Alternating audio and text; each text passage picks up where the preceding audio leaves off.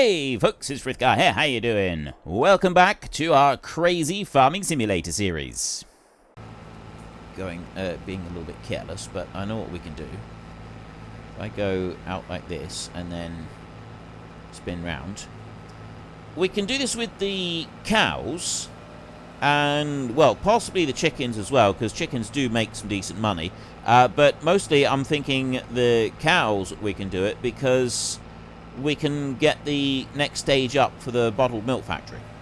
And then the excess milk that the cows are producing, that goes through the bottled milk factory, and we start making an absolute fortune out of it. Right? We will make a decent chunk of cash off of that, and that milk is going to be a game changer. And that seems to be, from what I've found through personal play on, like, sort of really experimenting with my cat collection of mods, if you want this to work, you really gotta it's best to start off with just focusing on one thing. So, like, I focused on sheep, and focusing on the sheep was really pushed that up. If I was to focus on chickens and only be producing food for the chickens, then that works really nicely. I have got, as a little bit of a sideline, I got some greenhouses that are producing potatoes and sugar beet, and the potatoes and sugar beet are going through the cat biogas plant, and the cat biogas plant is then producing a little bit of money each month from that, and also it's producing digestate, which is then going back through and being turned into fertilizer. Now, I'm not actually doing it the way that I'm doing it in this series with my personal playthrough. I'm actually using the digestate, the fertilizer to the digestate to fertilizer one, the Frithgar one, that does it at 66 to 1. So it's kind of like a more realistic conversion rate on that bit, because I just wanted to do it like that. I can't quite produce enough fertilizer to run 8 greenhouses, but it's not any old greenhouse that I'm doing. It's these here. I don't know if we've got them on this map. I might have. Multi-crop greenhouses. Yes, we do. There we go. It's these right here, and I'm using fertilizer, seed, water and lime, and I'm producing potatoes and sugar beet with them, and they are then automatically feeding that into the cat biogas plant, which, if you have a look in here, and because we've got our cat biogas right there, we got sugar beet and we got potatoes, and that's producing a little bit of money, which is just enough to cover my loan each month, although I've now actually paid off my loan with the obscene amount of money that I got from selling my clothes. Last time I sold my clothes, I got 15 million, and I paid off my 10 million starting loan that I'd started out with. Paid off the whole thing in full. So that's all gone, done and dusted now. And then, is there anything else? Well, the fertilizer that I'm producing is 66 to 1 instead of 4 to 1. And because that's the kind of what the base game does work it out at. And so I'm doing 66 to 1 on the fertilizer, and it's not quite enough to keep the greenhouses going. Almost. It is almost enough. Everything else is sort of being produced automatically as I go along, and it's like I'm just moving the manure from the cows at the moment, but what I should be doing is, I just realized on here, I shouldn't be using the manure option on these, because I've got to manually feed that in. There's no way of moving it from the cows to here. But the solid fertilizer, I can be using that. I can put the solid fertilizer in here, and as if I just have it distributing from this one. If I change that from spawn to distribute, it will distribute into and fill up the olives and so on. And we'll be able to use that, so then I don't actually have to worry about going along and filling those up, which would be a lot easier. Let's bring you on around over this way. This one is now just about done. So I've got 88,000 litres of barley here at the moment. Let's go in through here. Oh, wait, there's a wall there. What's going on here? Hey?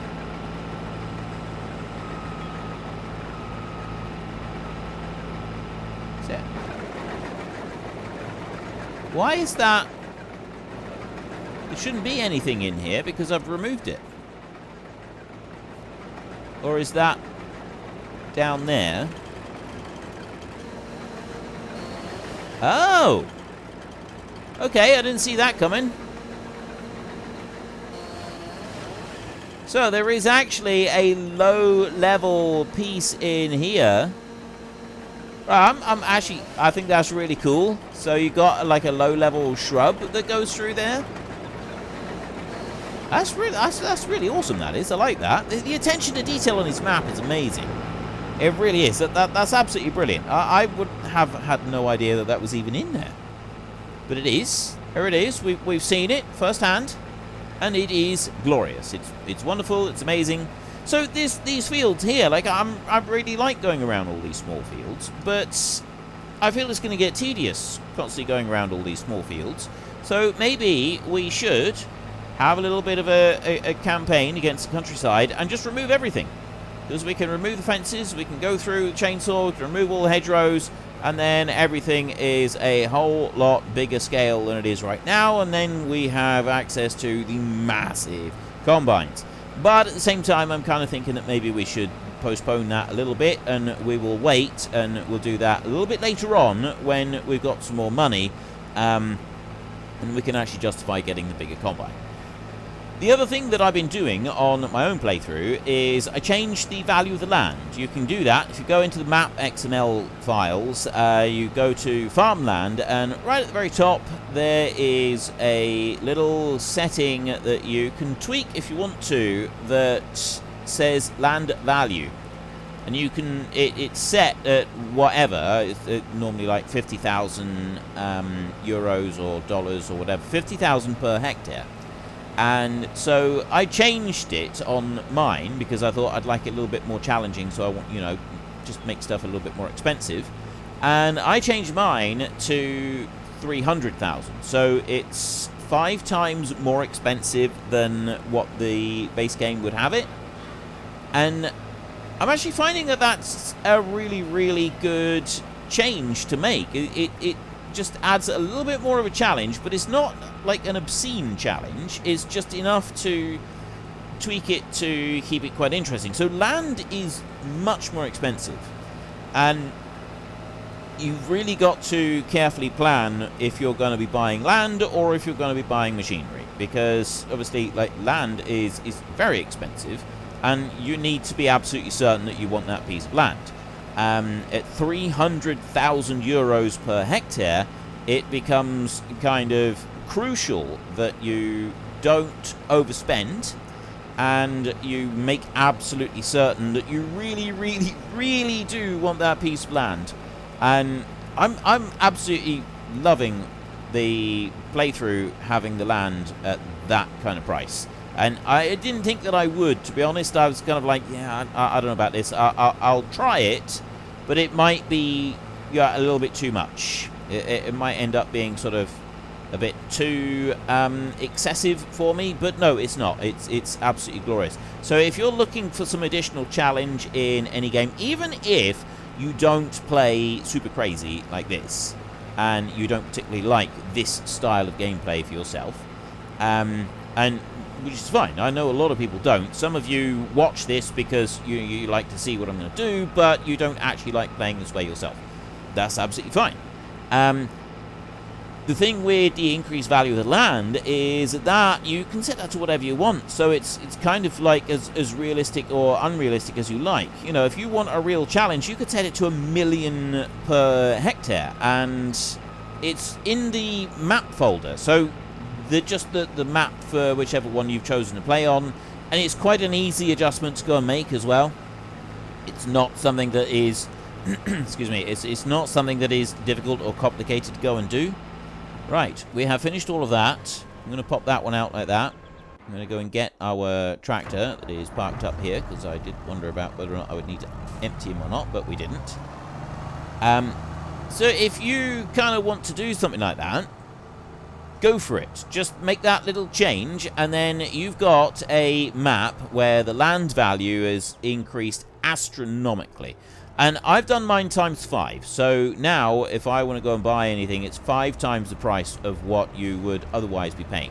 And there's other ways that you can tweak it as well. You can have a look in the Farmland XML file, and you'll see all kinds of different options in there that are really, really cool. So if we go and have a look here, for example, now I've gone and bought a big chunk here, and we've bought that big chunk over there. So our next area of land that we're going to be looking at buying is probably going to be this area here. Now that's a farm over there. So if we go to farmland, that great big chunk there is 244,000. This one is 51,000. This one here is 100,000. So with my pricing, that little piece there would be 500,000. This one here would be 1.2 million. This one is close to 500,000. This one is 250,000. You get the idea. You can set that to whatever you like. Yeah, if you set it to 10 times the base value, then this is 500,000. This one here is 920,000. This one is 2.4 million. See? And also I'm playing on hard difficulty as well, so the hard economy makes it a little bit more of a challenge to be able to make all of that work. And it's a lot of fun. I really like that. So if you play very realistically, you could still make that change, and it would still be a realistic thing to actually go and do. I need to move that baler out of the way because we need to tip into there, because that's the only silo that we've got at the moment.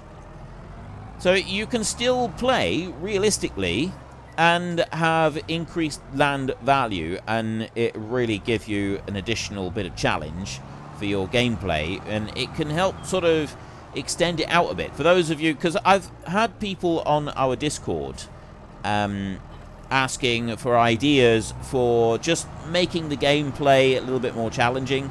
You know, I know the usual is like, yeah, we'll just say no leasing or no loan or something like that.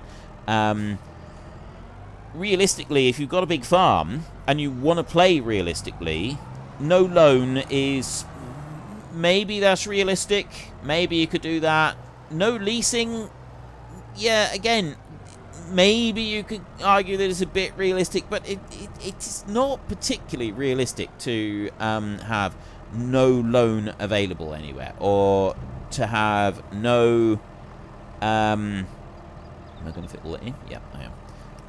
No loan available or no leasing available, because it's available just about everywhere in the world. Like, that's just a thing that you can have now, which...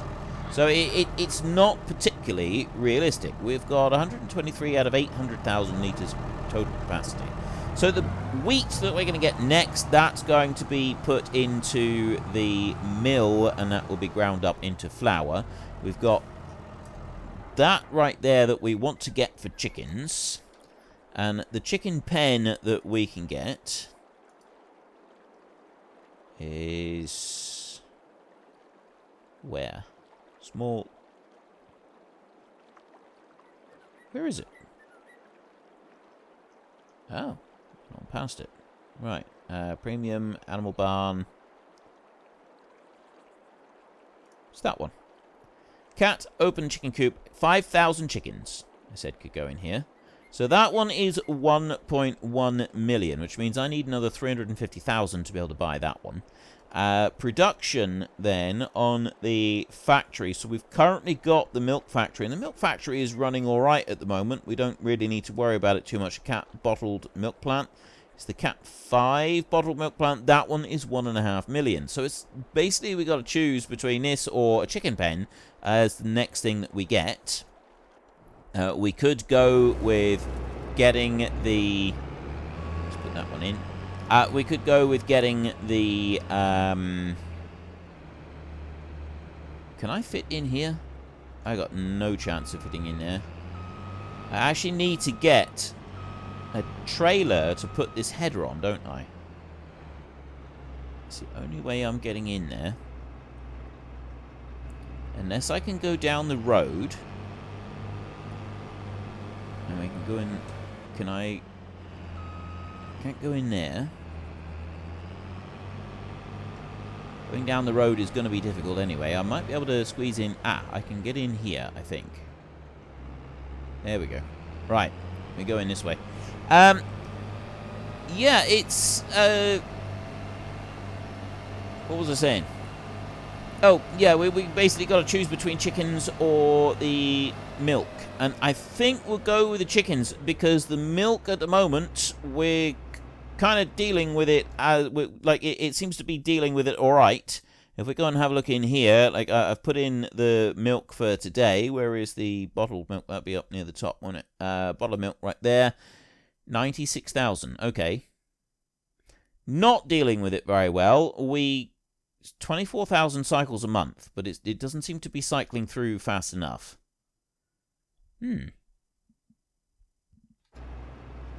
That one's pushing it. So, but that's 1.5 million, and I still think that the eggs might end up being better off for us. Never mind. Right, we won't worry about that for a minute. We want to carry on and we want to do this, so we need to now harvest all of the wheat. This is going to be turned into flour. We've got a load of barley that is ready for the chickens to eat. And then we're going to have to decide what we're going to do next. I'm going to need to make sure that I can make some more... in order to be able to make the total mixed ration, we need to be able to keep making the... other stuff that we've got there. The call it stuff. Which is... mineral feed.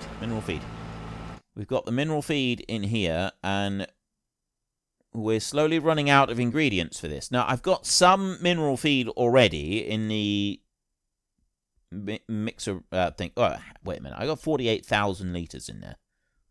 Huh. Right. That's interesting.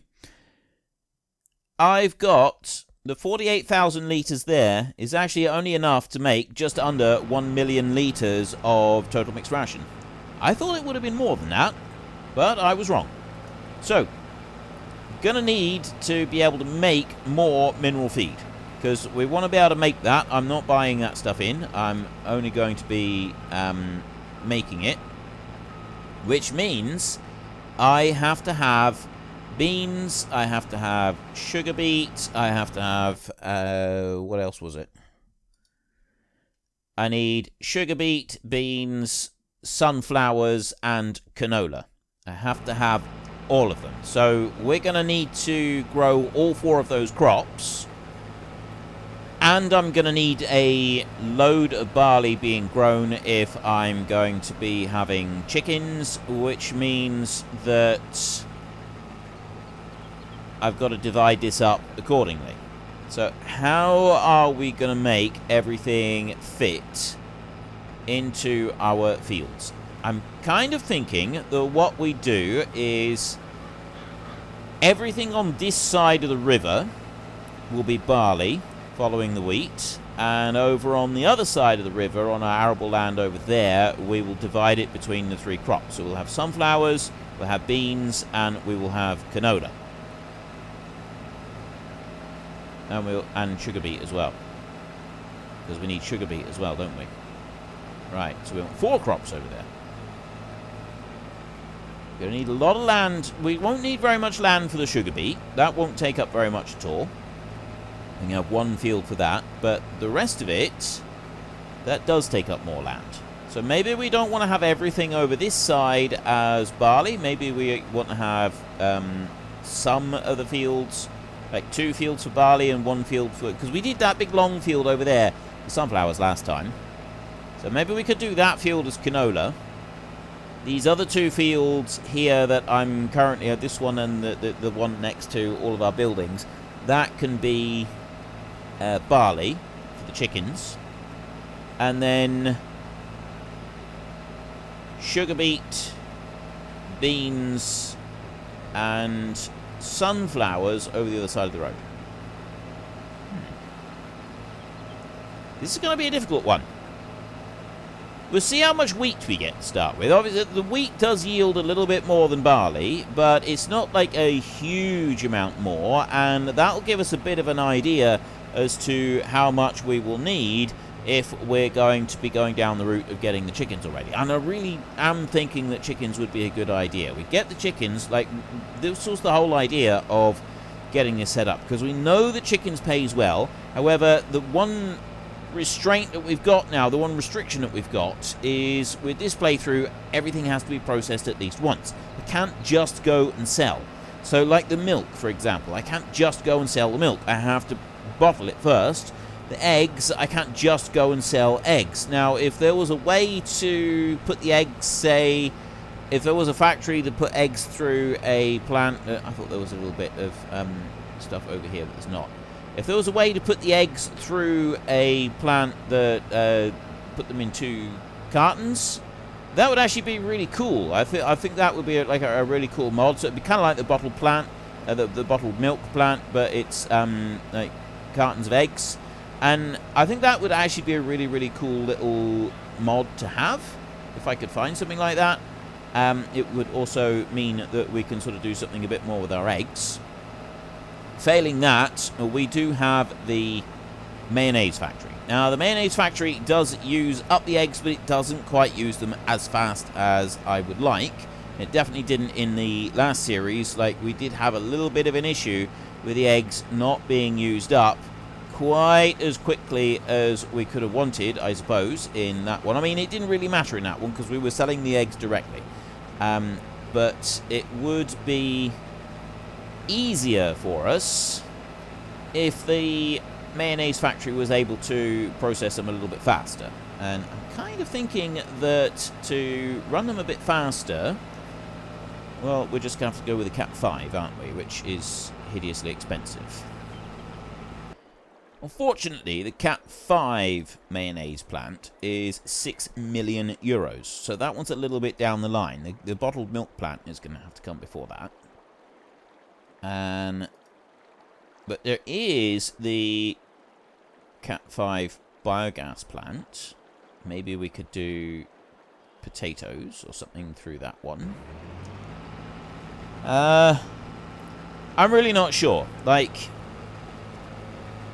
I got so many options, and it's kind of like you don't really know which option is going to be the best one to take. Like, we've got a lot of different options on this that we could go for.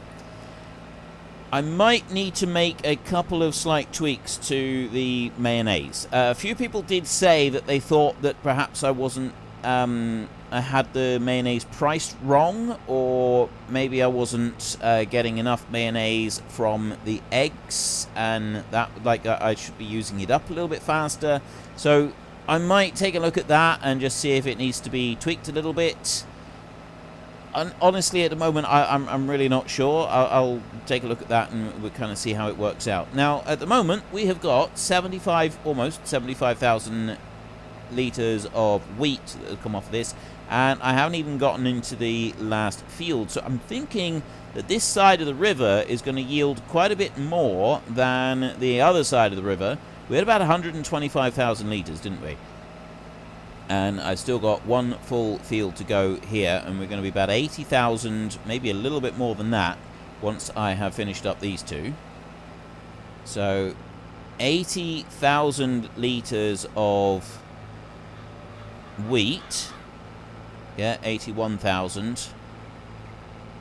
It should be enough to keep the chickens going for the moment. So let's just lift that one up. 81,000 right there.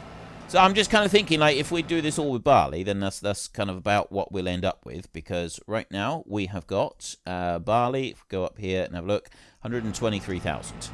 So it's another 43,000 litres on top of what I have just harvested. Now, I'm pretty sure that we're not going to be able to fit down this track, and we do, in fact, need to have a trailer on the back of this one in order to be able to get it to fit. Or we can do it like this. I'll get a trailer next time. I just wanted to rush things along a little bit. Oh, I'm stuck against that little bit of hedge there. Let's bring you in here like this then, shall we? Right, now, let's go. last field to do, and then we have done all of our harvesting. We then can go and hitch up our baler, and we can go and gather up all the straw. Not quite sure what I'm going to do with all of the straw. Some of it will go in for the cows, naturally, and some of it needs to go in for food for the cows, naturally. But do I put some of it into the biogas plant? Kind of think that straw in for the biogas plant needs to be like surplus straw going in for the biogas plant, rather than just the stuff that we've got at the moment. If we only put the surplus in there, it feels like it would be better, because we might go a season or two where we're not getting very much straw. I mean, yes, I am getting straw from every crop that we do, and that is something that I'm going to stick with. Oh, by the way, I did go and have a look at some of the code from a slurry spreader and a muck spreader to see about whether or not I can double up fertilizer spreading on a seed drill or on a standard fertilizer spreader. I'm not sure that I can. I've had a look through, and I really don't know that I'll be able to make that work. But I guess what I could do is I could make a cat mod for a slurry spreader, and we could put digestate straight into that and just have it go like obscenely fast up and down the field, so that then if you put the double application rate, so I have the standard application rate at like 100 kilometers an hour or 80 kilometers an hour, so then the double application rate would be going at approximately 40 or 50 kilometers an hour, which is about the speed that we normally travel at. Whether or not that would work, I don't know. I'll have to have a look at that. One thing I really love about this combine is the way that it can spin on the spot just about. It's amazing. Unfortunately, folks, that is all we have got time for today. A massive thank you to everybody who has earned their way into the Great Book of Names. To find out some more details about all the names coming past, please head into the description and click on the link to the Discord. It's a link to another video. The link is on the other video. Please also consider checking out the links there for Nitrado, who provide gaming servers for games like Farming Simulator, Minecraft, Ark, and several others. And there's also Fanatical, who will help support your gaming habit by providing you with cheap games and also giving me a small commission on anything that you buy using my link. If you've enjoyed this particular video, then please head down below and give us a like. And if you really enjoyed it, then please tell your friends all about me. Get them to come and watch as well. That would be awesome. And until next time, thank you very much for watching. This is Frithgar. Goodbye, and see you later.